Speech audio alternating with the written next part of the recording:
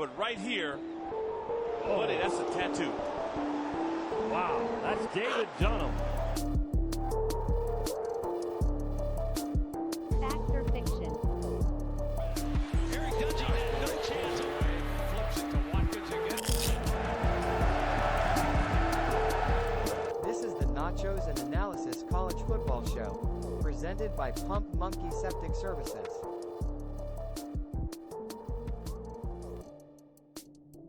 Welcome to the Season 2 finale and Episode 20 of the Nachos Analysis College Football Show. Today is Thursday, January 11th. Michigan is your college football playoff national champion. I'm your host, Drew Archer, and I told you that back in August. I'm joined by my co-host, Matthew Johnson. How's it going, Matthew? It's going okay. Hello, everybody listening, and how are you also, Drew? Doing well. A little depressed there's no more college football, but we got the super wild card weekend coming up. So yeah, and you have a big task coming up with the Ball Talk podcast starting back up. So yes, Ball Talk podcast will be here very soon. But before we get too far into our episode today, I wanted to put out a PSA to our listeners. If you know somebody who does good tattoo work in the Clemson area, maybe even wants a shout out on our podcast, let us know, because as we'll get to a little bit later, the Pick'em contest ended and not in a great fashion for me. So leave a comment down below on YouTube, whatever platform you watch on, and let us know. I was just going to say, to put it mildly, the competition ended weeks ago.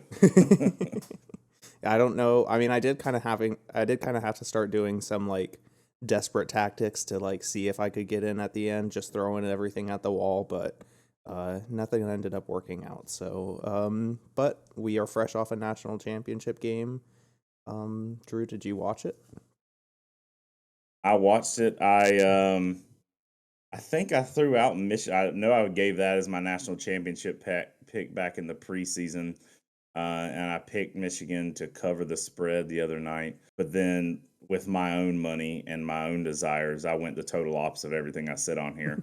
I took Washington plus 5 points, and I took the over, which neither of those happened. But I wanted Washington to win, but like I've said many times on this show, I think it's going to be funny if Michigan wins, because they got a lot of haters just with everything that's gone on this year. So at the first quarter had me worried. I was like, Michigan is going to blow Washington out. But in the second quarter, Washington kind of settled in there, especially on defense.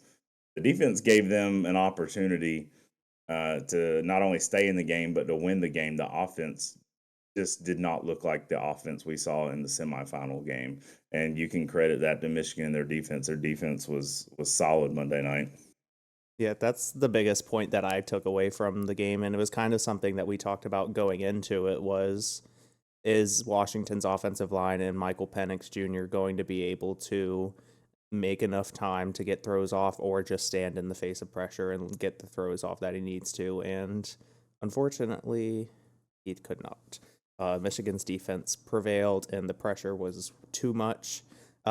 I thought about I know I compared this game and Michael Penix going into this game last week as Deshaun in the 2016 national championship, but I thought about this game, his performance reminded me more of Justin Fields in the playoff game against Clemson a couple years ago, where we broke his ribs at some point during the game and he had to keep getting up, and you could tell he was in so much pain, and he kept getting up and making the throws. So that's kind of what Penix needed to do to keep Washington in this game, because I feel like Michigan was beatable this year, but nobody was beating Michigan that night, at least. No. And I think I posted this on Twitter. It looked like Washington's defense, especially there in the first quarter, had never seen a running back before, because the backup running back Edwards with 2 huge touchdowns early in that game. I don't know why Michigan didn't just run the ball literally every single play. They could have won the game without leading a single forward pass. Yeah, I mean, that's pretty impressive. We kind of thought that Michigan was going to be the more physical team, but I didn't think it was going to stand out as much, especially because Washington was able to keep up with the physicality of a school like Texas just a week before. Yeah. I'd have some notes I just jotted down in my notes app. I've already said a couple of them, but I think this game was won in the first quarter. I think this thought was maybe written down in the third quarter because they ended up scoring again in the fourth. But Penix was off all that pressure he could not manage, and then like you said, he ended up getting hurt pretty badly there towards the end. But he was trying to fight through it. In the words of oh gosh, who was that announcer when Clemson played Ohio State and Orange Bowl years ago? He was a hurting buckaroo. I know the quote you're talking about, but I cannot think of who said it. It was Spencer Shuey that laid a hit on. Was it Braxton Miller? I believe it was Braxton Miller was the quarterback. Yeah, but I Michigan was definitely the better team that night. You play this game 10 times, I think Michigan still wins it 6 or 7 times. This was just not the Washington team that we've seen so many times this year.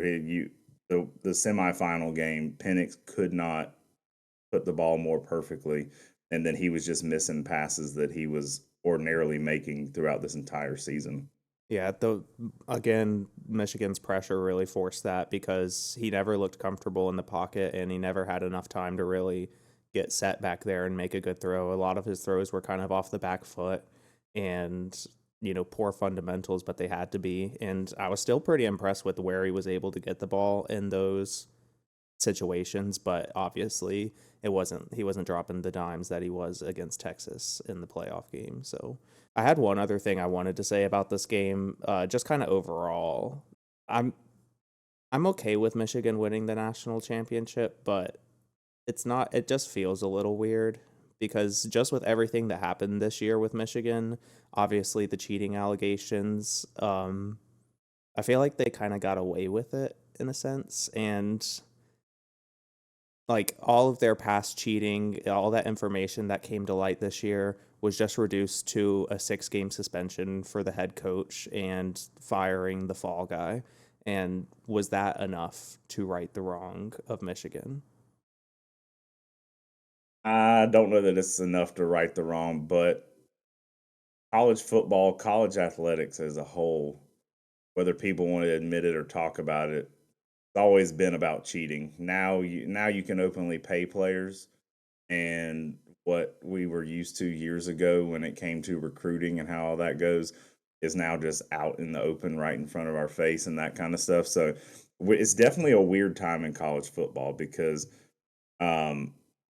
everybody knows that this happened. The guy responsible was let go, but nothing really happened to the team itself. We might get a little into that with our fact or fiction here in a little bit, but I don't know. It's a weird time in college football. Yeah, definitely. And I'm going to save one other thing I wanted to say about this for that fact or fiction segment. So, yeah, that's kind of my thoughts on the game. One other thing, I had no idea that Jim Harbaugh looked exactly like his dad. Those shots where they showed his dad wearing the same exact Michigan hat that he wears on the sideline. At first, they showed a shot. It might have even been in the semifinal game of him with that hat on, and I don't know why, I thought it was some kind of TikTok filter where it like ages somebody. I was like, oh, it just looks like old Jim Harbaugh, and I was like, oh wait, that's his dad. So I got a kick out of that. But overall, I enjoyed this college football playoff. You had some different teams mixed in there. Like we touched on last week, it's the first time since the first 14 playoff that there was not a SEC team involved. But I am very excited for the 12-team playoff next year. Yes, I am too. And that just reminded me, I want to look up real quick before we move on of the viewership numbers for this national championship. Saw it today. I believe it might have been 6th. It was outside the top 5, if I'm not mistaken. I saw somebody post a graphic of it on Twitter. Biggest ratings in 4 years, at least. I found an article that says so. Yeah, it was a good game. I had a good time watching it, and I know I kind of went on a rant last week about it being on a Monday, but I at least didn't have any school on Tuesday, so I also meant to say that at the beginning of the episode. Happy first day of classes, Clemson students, the two that probably listen to this podcast. You bring up the viewer ratings, and that's something we've talked about before on here. Last week's Fact or Fiction, in regards to Clemson opening the season, Fact or Fiction as a 10-point underdog or higher. I saw FanDuel put out some numbers today. Clemson opens as an 11.5-point underdog to Georgia opening the season. 11.5, you said? Mm-hmm. Okay, well, that's interesting. I'm not surprised, I guess, but that does go against what we were thinking was going to happen. But Yeah, I mean, it can only get bigger from here, right? I think that number will come down throughout the summer. Okay. Oh, I think the closer we get, I think that number will come down. 'Cause it seems like, I don't know, taking Clemson as 11.5-point underdog right now seems like a lot of people are going to take that because that number is kind of high. But there's one other thing on the national championship I wanted to say. My brother sent out in our family text message right before the game started. He's like, we're all rooting for Washington tonight, right? And the one benefit of this is me, a person who hates Ohio State. They're crowding our beaches. Ohio State was not pleased with the result Monday night. So that is, if you're someone who was bummed about Michigan winning the national championship, just know Ohio State was not pleased with that. So we can all celebrate in their misery.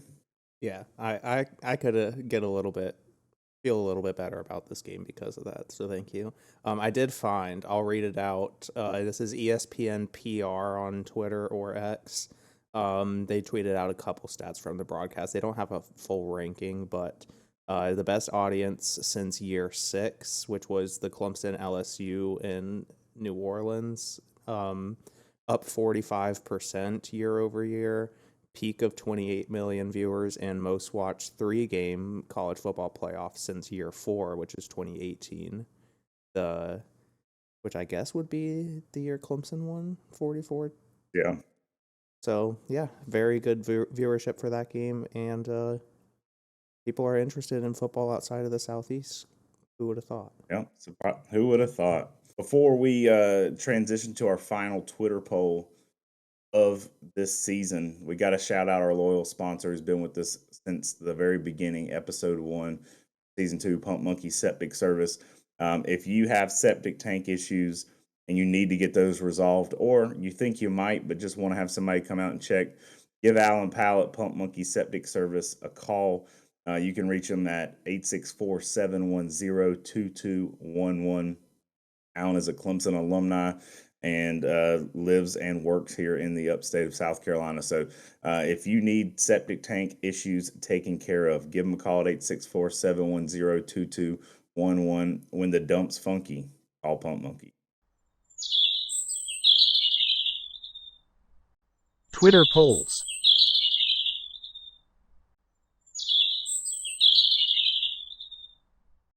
All right, our Twitter poll of the week, the final one of the season.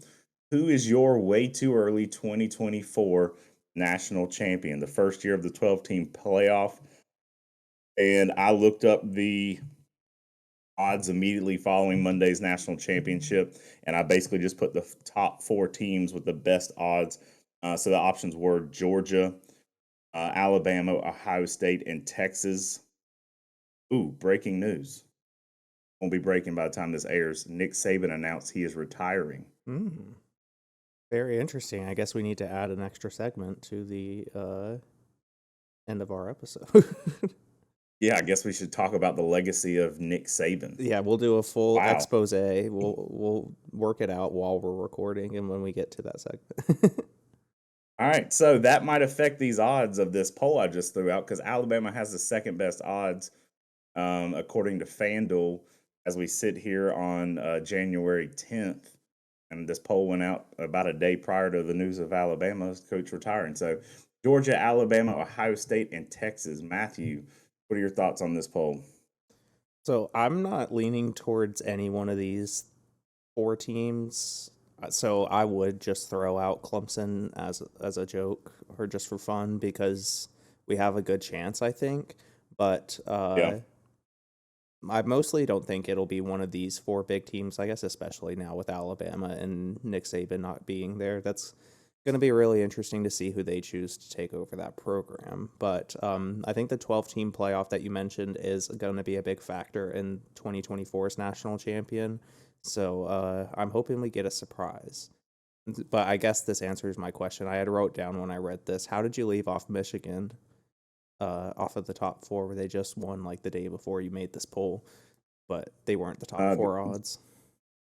No, and Jim Harbaugh's not going to be the head coach next year. So let's get to that in a second. I am gonna go with Georgia. I think Georgia's probably going to have the best odds. They're going to be upset about getting left out of the playoff this year. They're going to have a revenge factor coming into this season. They can have a statement game right off the bat against Clemson on a neutral site to start the game off. So I'm going with the odds, and I'm going to say Georgia. But before you read out the listener responses, I think Georgia is a good pick, and I was actually just this weekend talking to some of my Georgia friends, and we were talking about how it's kind of incredible that Kirby Smart can almost never get over the Alabama Nick Saban hump, and even when the rosters are like, the only time he's been able to do it is what I was trying to say is when his roster is just like head and shoulders above Nick Saban's. So I feel like the SEC might be Georgia's now, but also you have Texas joining in this offseason, or I guess they're probably technically a member now as of 2024. And yeah, I think it'll start once the spring sports wrap up. Okay, I didn't know if since they had announced it previously that the spring sports would start this year as SEC, but yeah, that's gonna add another team up into the mix. So SEC's looking pretty contested 2024. That would be kind of funny if just it was based on calendar year, not season. So Oklahoma basketball started the season in the Big 12, and then just like January 1st switches, and then they got to play Florida and Alabama. Just have like a half and half conference schedule. Well, I guess most like college basketball teams play their like out of conference before Christmas, and then after the New Year's is when conference play starts. So they could have just played out of conference and then just started SEC play. Yeah. The poll results kind of sided with my thoughts here, but with fourth place of the votes, Ohio State got 9% of the votes, Texas 14%, Alabama 16%. I'd imagine, knowing the news we know about Nick Saban now, I'd imagine a lot of people, Alabama would probably be the least voted for team there, and then Georgia was 61% of the vote. So as of Monday, those were the best. The odds for the best four teams to win the national championship next season. Fact or fiction? All right, fact or fiction? Kind of alluded to it up top, but fact or fiction, Jim Harbaugh is headed to the NFL. I am going fact here.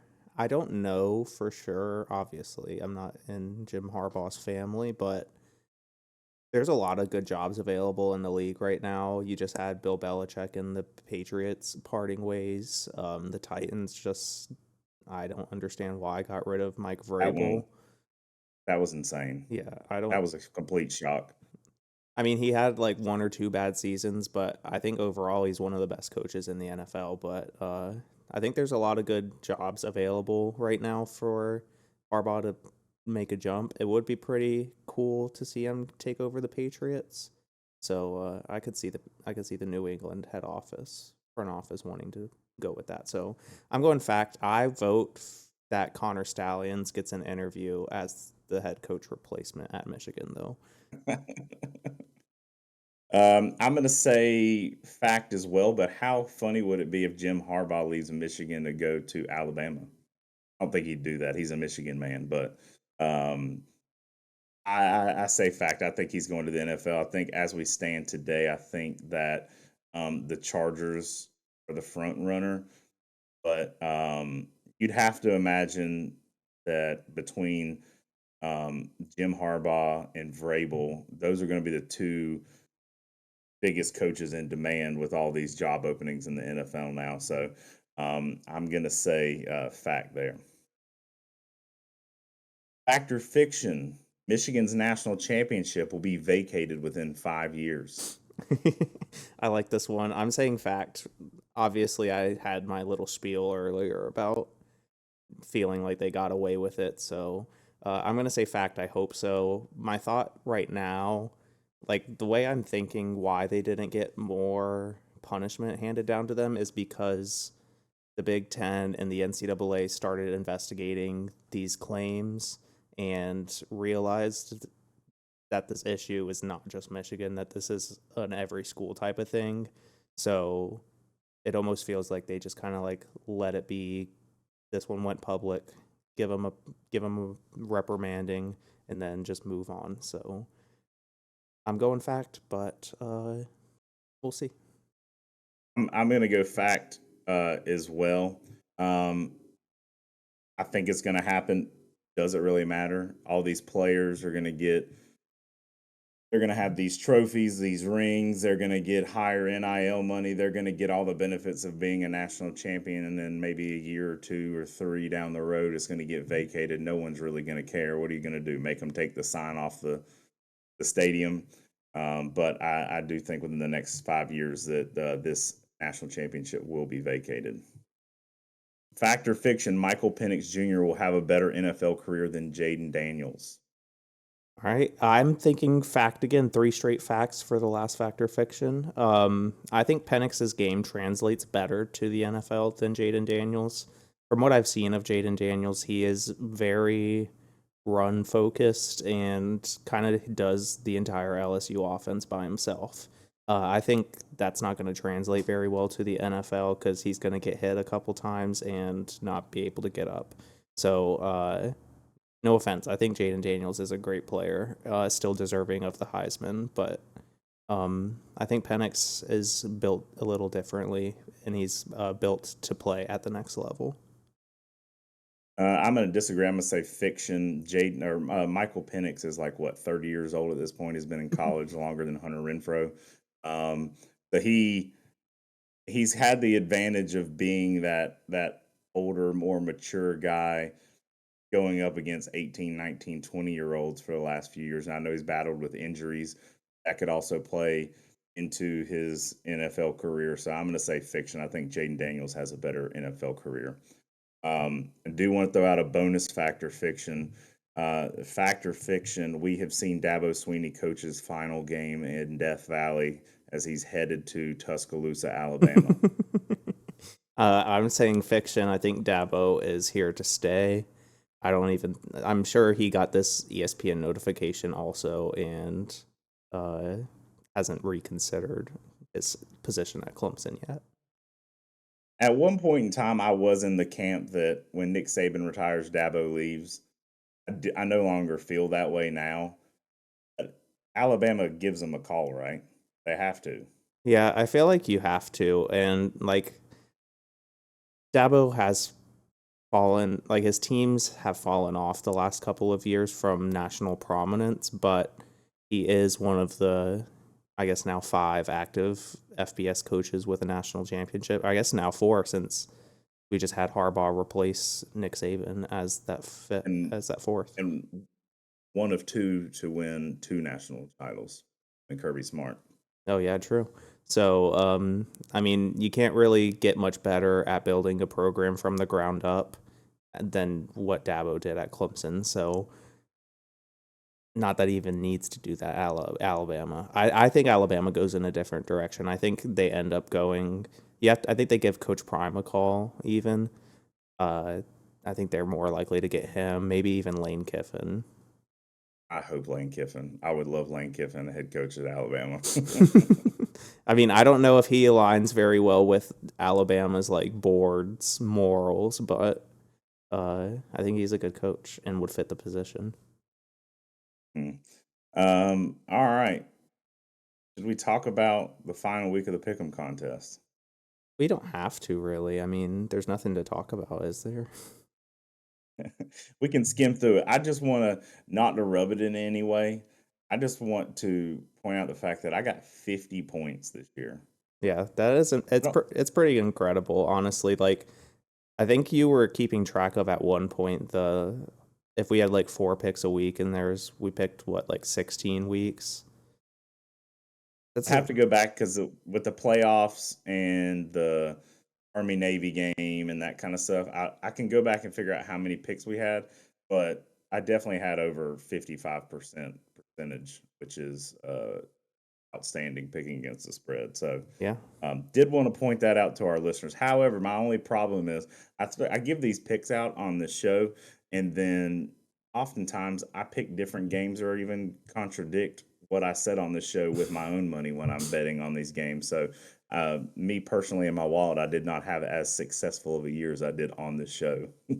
Maybe you should next year just try to. So I feel like you research your picks a little bit more for the show than you do for your betting. So maybe just let these influence your betting. But maybe you betting against your pick'em contest picks has influenced the outcome of you getting so many right. Could have been. This So pay to win, apparently. yeah.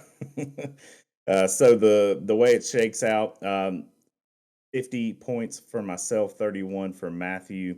You threw a last ditch effort last week with trying to pick exact scores and missed on all of them. And like I said at the top, last week on the show, I picked Michigan -3 and it took the under. And then with my wallet, I took the underdog and the over. And I did give out Michigan as my national championship pick back in August. So should we talk? Well, I guess you already addressed the tattoo. So Matthew will be getting a tattoo soon. So again, if you have any suggestions in the Clemson area of a tattoo artist, comment, let us know, and we'll check them out.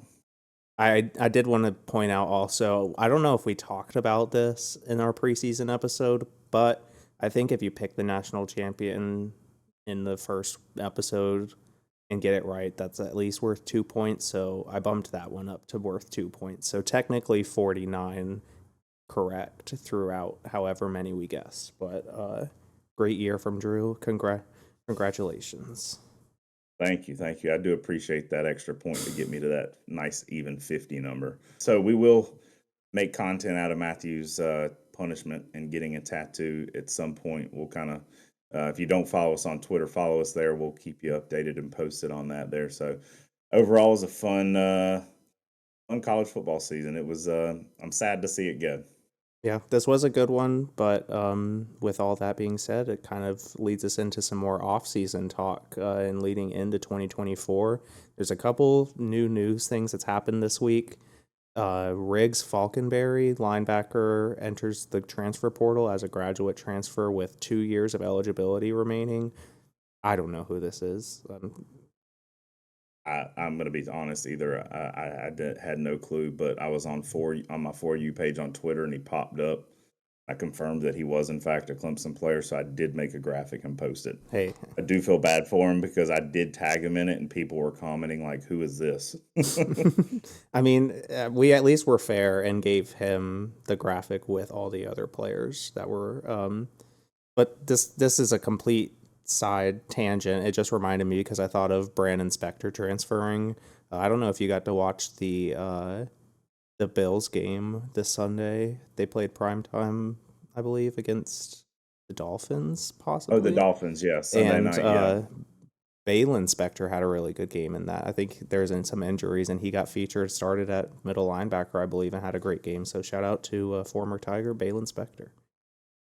Trenton Simpson had a good game as well for Baltimore the day before, and Nuke Hopkins hit a couple of his incentives. I think he ended up making an extra $750,000 in that Jaguars victory. So and speaking of the Jaguars, they were 8-3. They're like one of maybe 5 teams in NFL history to start the season 8-3 and not make the playoffs. Ever since Trevor started dealing with all the injuries and different things he had, they were just not the same. Yeah, that was quite the collapse. I was going to point that out when you mentioned Nuke Hopkins hitting those incentives in a win against the Jags that kept them out of the playoffs. It's pretty frustrating. Another one last Tiger that I just thought of also that had a really good game in the NFL this week was Christian Wilkins. So shout out to those Tigers playing on Sundays, sometimes Saturdays. Sometimes Saturdays, and a playoff game on a Monday this week.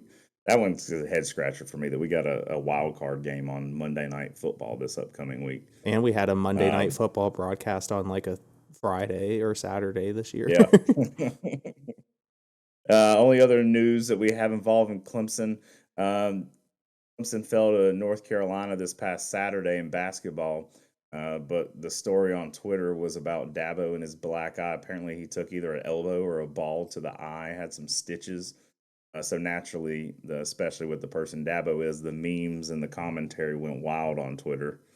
Yeah, I have the same question that I had for the first news about Riggs Falconberry. Who did this to Dabo? Because you have to assume it's either a current player or a recruit in like a pickup basketball game, because I don't think Dabo is going to the YMCA in Central and running fives full court. So no, I really want it to come out who it is.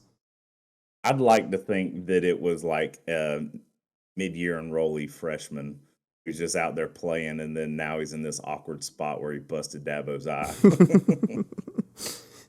You know, whoever it was, Dabo's going to hold that over him. We're going to eventually find out, because Dabo's going to find a way to make some kind of inspirational story about something involving it. So, well, as long as that player does something inspirational at some point. So hopefully that player, whoever it was, stays with us, and we can hear that on senior day or something. I had one other thing. I didn't include it in the notes because for the life of me, I could not go back and I could not find the tweet. But it was one of Clemson's early enrollees. They posted on Twitter this week asking for restaurant suggestions. I don't know if you saw this or not, Matthew, but somebody commented and said, it ain't much, but the Zaxby's in Clemson is pretty good, and it just kind of went viral. Everybody else was commenting all these other restaurants, and the biggest tweet in response was this guy saying that the Zaxby's in Clemson's not half bad. Hey, I mean, if you are a fan of fast food, Clemson is not a bad place to be living, because that's about all we have here. Yeah, and if you are a recruit basing your decision off of if Clemson has a Chick-fil-A or not, I forgot who that was years ago. I think they ended up settling on Ole Miss. Clemson does have a Chick-fil-A on campus. Oh, was it Auburn? It was Auburn, and if he plays in the NFL now, and if I saw his name, I would remember it, but it's not coming to me right now. But yeah, he picked Auburn over Clemson because there is no, or was no at the time, on-campus Chick-fil-A, but that was wrong. There was an on-campus Chick-fil-A, and there's the one right off campus on Tiger Boulevard with your other buffet of fast food choices. So, in there, we'll do your way too early 2024 expectations for Clemson football. Yeah. So I think we've kind of already talked about it, maybe with like a fact or fiction or Twitter poll previously in the season 2, but kind of wanted to do where me and Drew go out and give a record that we think Clemson's going to have next year, or just some thoughts that you had, and any postseason expectations such as conference championships, bowl games, playoffs, etc. So, Drew, what's your regular season record expectation for Clemson next year? I've given absolutely zero thought to this. I think we're going to see some improvements out of this team. You get another year with Garrett Riley. You get your new position coaches in. So I think we're going to see a step up in play. Clemson does have a pretty tough schedule. I don't follow recruiting, but based on the people that I follow on Twitter, Louisville and NC State are getting a lot of hype as far as what they've done recruiting and in the transfer portal. So I think the level of competition in the league is going to be a little bit higher next year. I think Clemson is still a 2-loss team. So I'm going to say regular season 10-2.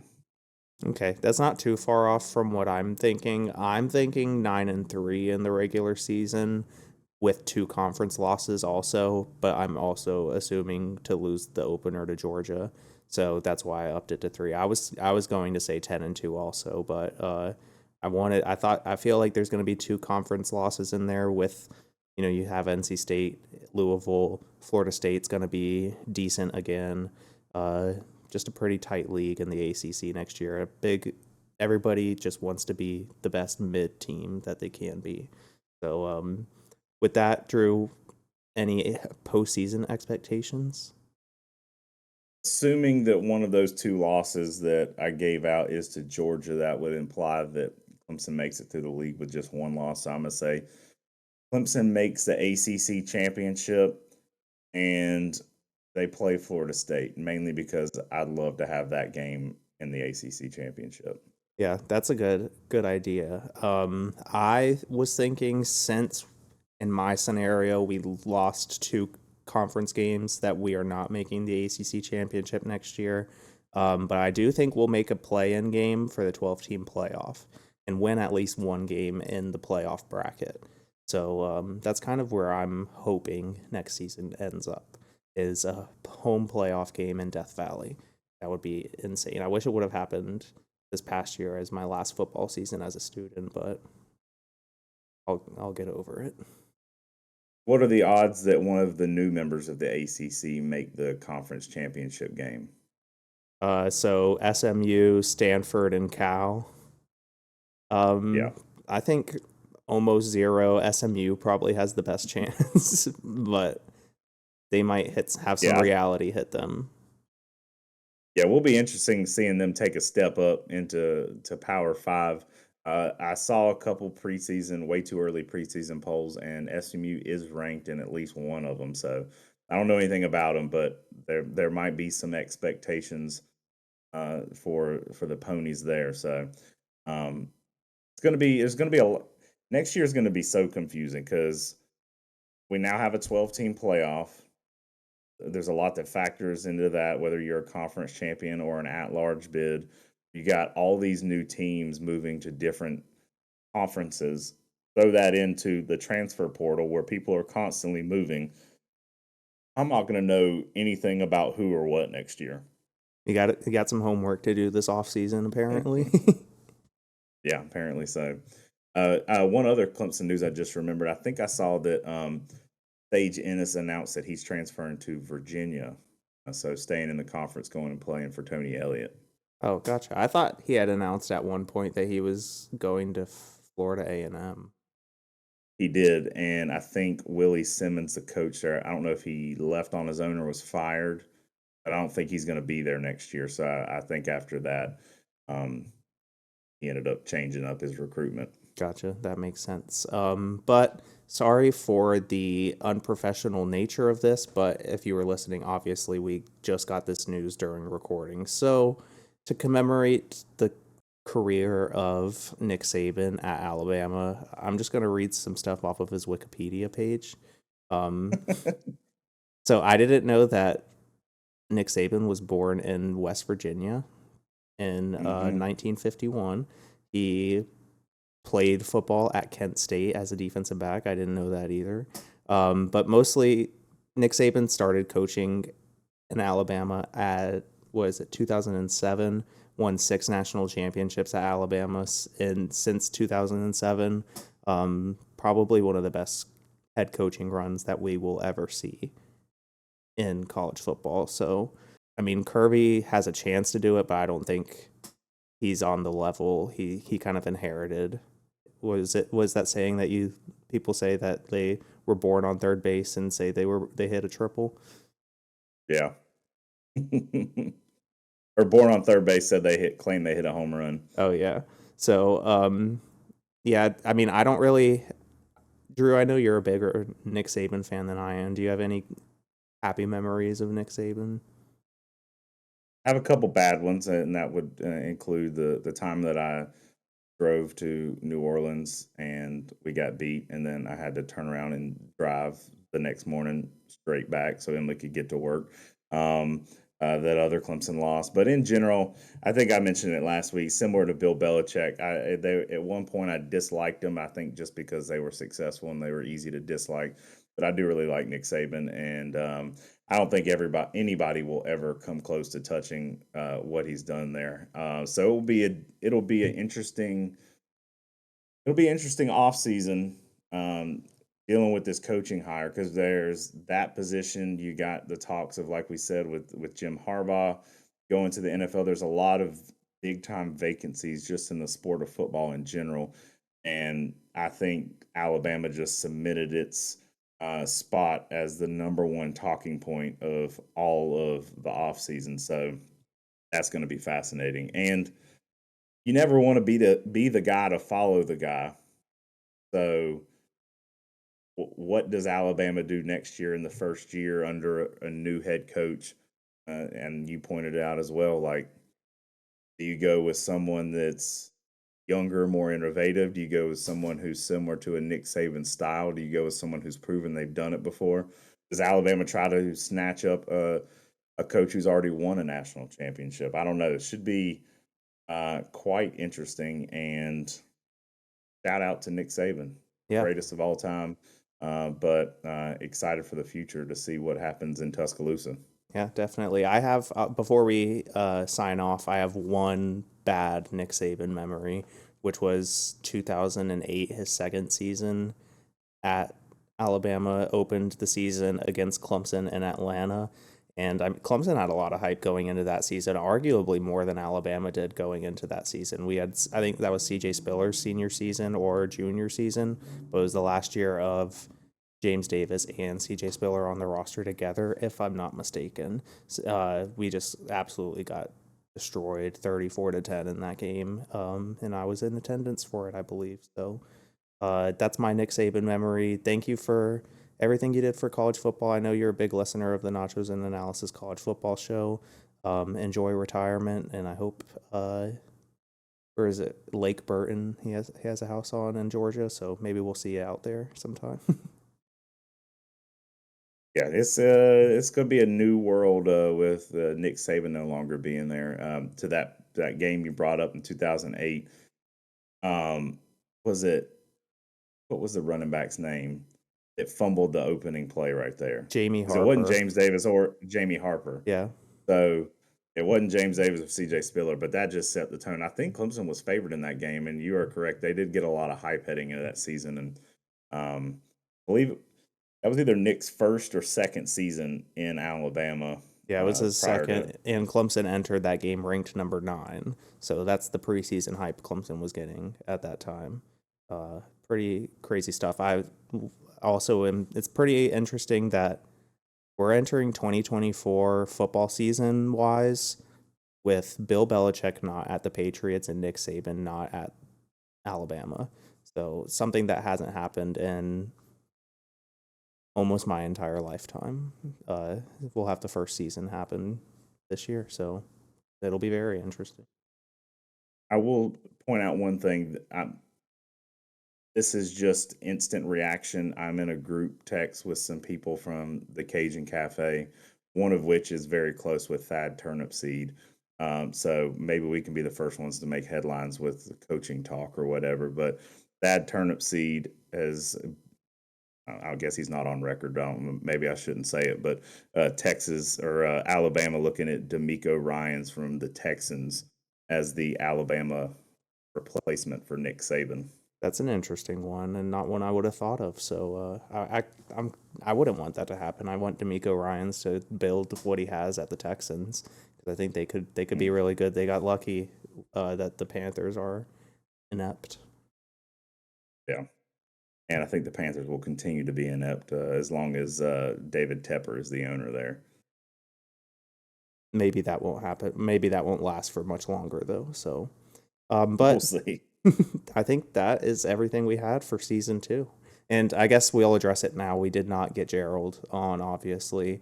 He was out of town for work this week on the days that we are available for recording. So season 2 goes by without a Gerald appearance, but maybe we can even kick off season 3 with a Gerald outlook. So let us know in the comments if you'd like that.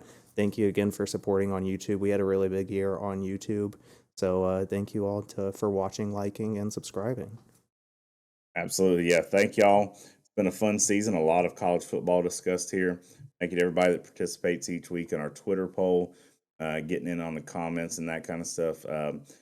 You participating and being active with this show helps Matthew and I feel a lot better about ourselves rather than just being two random guys in a room just speaking into the void. So, good 2023 season. Hopefully it's going to be a little bit better next year for the Tigers, but we will talk to you in August.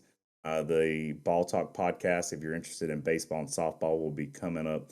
I can't remember the exact date, but it might be the final week of January or first week of February. So tune in for that. But otherwise, we will talk to you next season. Peace. Peace.